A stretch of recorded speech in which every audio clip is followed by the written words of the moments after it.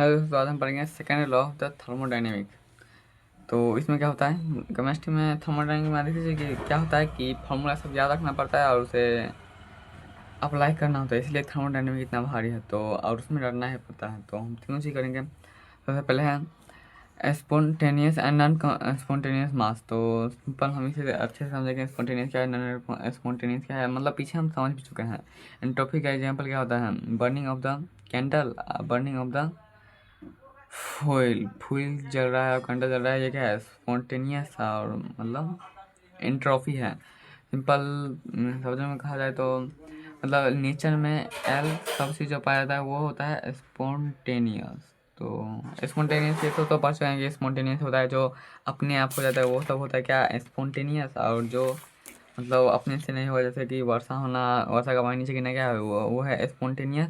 जो जैसे वर्षा का पानी ऊपर नहीं जाता है, जैसे पत्थर पहाड़ पर से नीचे गिरता है, वो हो गया स्पॉन्टेनियस। तो ये सब तो हम पढ़ चुके हैं। NaCl है, मिक्सिंग गैस स्पॉन्टेनियस। तो हम यहाँ से देखेंगे तो एंट्रोपी के बारे में जानेंगे। तो एंट्रोपी क्या होता है, जैसे यहाँ पे गैस है, गैस भी है, तो ये हमने हटा दिया तो रिमूव स्पेक्टर, मतलब ये स्पेक्टर, तो हम इसे हटा दिया तो क्या है, दोनों मिल गया। तो रैंडमनेस हाई हो गया, मतलब मिक्सचर हो गया किसका, ए प्लस बी का। तो ये तो हमें पता है। रैंडमनेस या जिसे हम रैंडमनेस या हम डिसोर्ड क्लियरनेस कहते हैं। तो moment of the particle, particle का अब क्या कहा, मोमेंट अब ज़्यादा करेगा, पहले कम करता था अब ज़्यादा, दोनों टकराएगा और मूवमेंट ज़्यादा करेगा। If the degree of the measurement of the randomness और डिसऑर्डिनेस ऑफ ए सिस्टम, मतलब सिस्टम में क्या हो जाएगा, रैंडमनेस और डिसऑर्डिनेस ऑफ ए सिस्टम हो जाएगा। जैसे important point of the about of the entropy, entropy का इंपॉर्टेंट पॉइंट क्या है, फिजिकल स्टेट और लिक्विड स्टेट, सॉलिड स्टेट और गैस स्टेट क्या होता है, मतलब इस समय से किसका एंट्रोपी ज़्यादा होगा, तो गैस का ज़्यादा होगा, लिक्विड का उससे कम, सॉलिड का सबसे कम होता है एंट्रोपी। जैसे फेरस है, उसको हम अगर हम हीट देंगे तो फेरस क्या है, सॉलिड है, मतलब टेम्परेचर देंगे तो इसका एंट्रोपी ज़्यादा होगा। मतलब अगर हम सॉलिड को टेम्परेचर देंगे, मतलब हीट करेंगे तो क्या होता है, उसका एंट्रोपी बढ़ जाता है। सिंपल अगर हम प्रेशर बढ़ाएंगे तो एंट्रोपी घट जाएगा, और प्रेशर घटाएंगे तो एंट्रोपी बढ़ जाता है। इसमें यह कहने का मतलब है। इसके बाद क्या है, यहाँ पे NH4Cl है, गैस है, मतलब सॉलिड है, ये H2 है, NH4 एक मतलब जल बन रहा है, Cl माइनस गैस बन रहा है। तो रेंडमनेस इंक्रीजिंग हो रहा है। तो सॉलिड क्या होता है, रेंडमनेस का इंक्रीजिंग होता है, मतलब बढ़ता है रेंडमनेस। तो रेंडमनेस बढ़ता है, या फिर डिसोसिएशन क्या होता है, सॉलिड के मतलब प्रोपोर्शनल होता है। सॉरी एंट्रोपी, एंट्रोपी का प्रोपोर्शनल होता है क्या, डिसोसिएशन या फिर रेंडमनेस। तो सिंपल रेंडमनेस या डिसोसिएशन बढ़ेगा तो एंट्रोपी भी क्या होगा, बढ़ेगा। जैसे यहाँ में Ag प्लस है, HCl है, तो AgCl बन गया है, तो क्या होता है, एंट्रोपी होता है यूनिवर्सल प्रोपोर्शन होता है PPT के। तो सिंपल अगर एंट्रोपी बढ़ेगा तो PPT क्या होगा, घटेगा, और ये बढ़ेगा तो ये घटेगा। इसके बाद क्या है, ऐसे ग्रेफाइट और ऐसे डायमंड में कौन ज़्यादा, किसका ज़्यादा एंट्रोपी होगा, तो ये तो बात है ग्रेफाइट का होगा, क्योंकि फ्री इलेक्ट्रॉन होता है। और हमें पता है कि डायमंड मजबूत होता है, ग्रेफाइट कम मजबूत होता है। तो सिंपल जो है, गैस और ठोस में कौन मजबूत ज़्यादा होता है, तो ठोस ज़्यादा मजबूत होता है।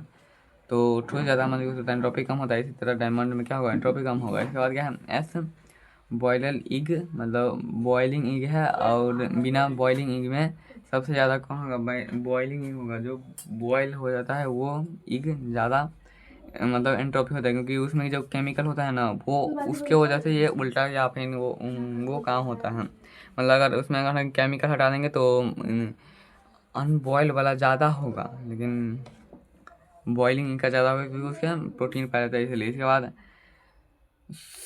सेंट्रेचेड रबर, या मतलब स्ट्रेचेड रबर और नॉन स्ट्रेचेड रबर में देखोगे ना, तो उसका जो एंट्रोपी होगा, मतलब इधर उधर फैला रहेगा। मतलब कोई फोर्स इधर लगा, कोई इधर, कोई इधर, कोई इधर।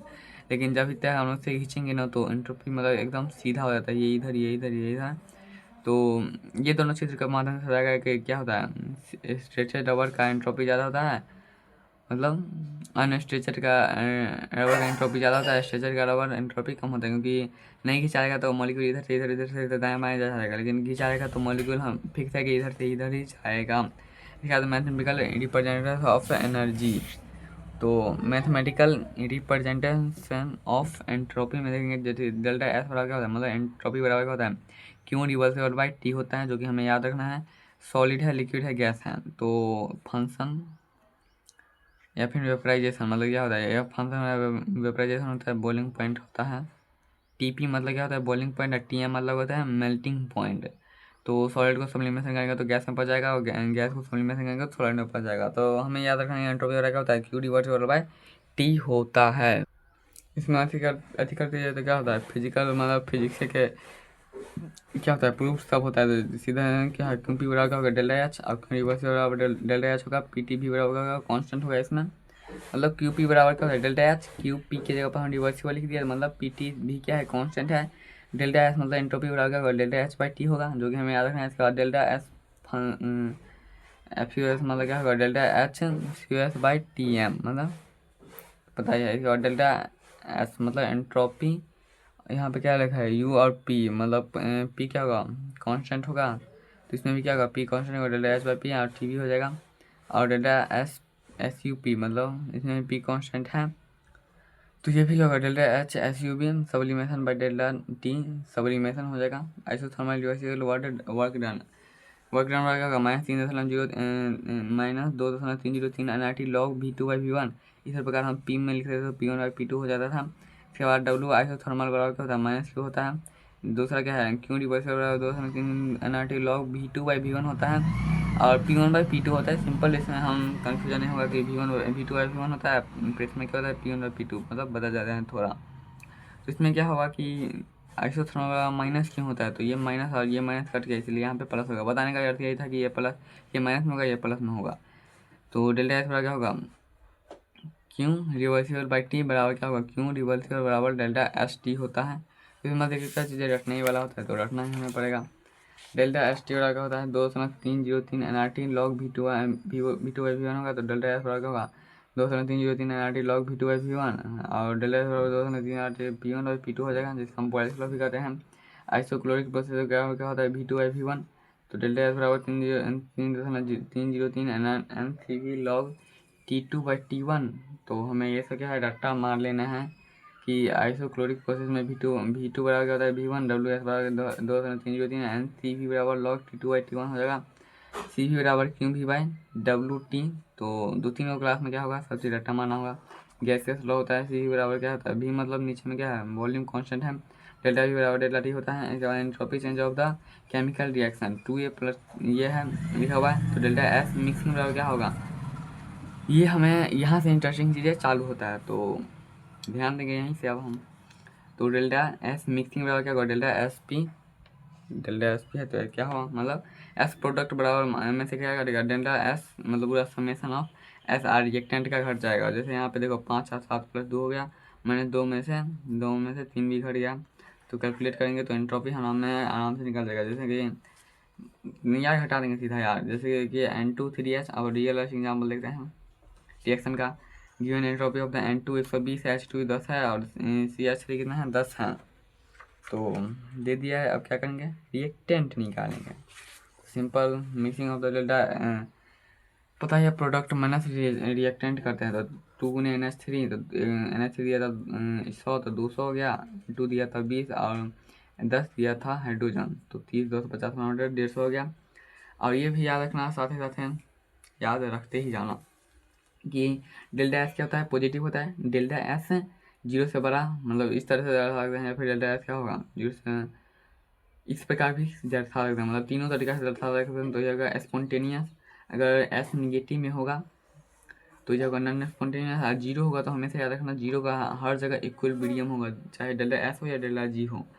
तो सिंपल हम अब निकालेंगे, N2 ये है दिया हुआ है, डेल्टा एन जी बराबर क्या होता है, तो पता ही है, उल्टा में सीधा। तो 2 माइनस कितना हो गया, 3 1 4, तो -2 हो गया। तो हमें ऐसे याद रखना, एन जी अगर माइनस में आएगा तो एन जी माइनस में होगा तो non spontaneous, N G plus में आएगा तो सही है ना, एन जी माइनस में आएगा तो नॉन स्पॉन्टेनियस, जीरो आएगा तो इक्विलिब्रियम, एन जी प्लस में आएगा तो स्पॉन्टेनियस होता है, जो कि हमें हमेशा हमेशा हमेशा याद रखना है। इसके बाद हम पढ़ेंगे अगली क्लास में सेकंड लॉ ऑफ थर्मोडायनेमिक्स फिर से मतलब कुछ कुछ खास चीज़ें।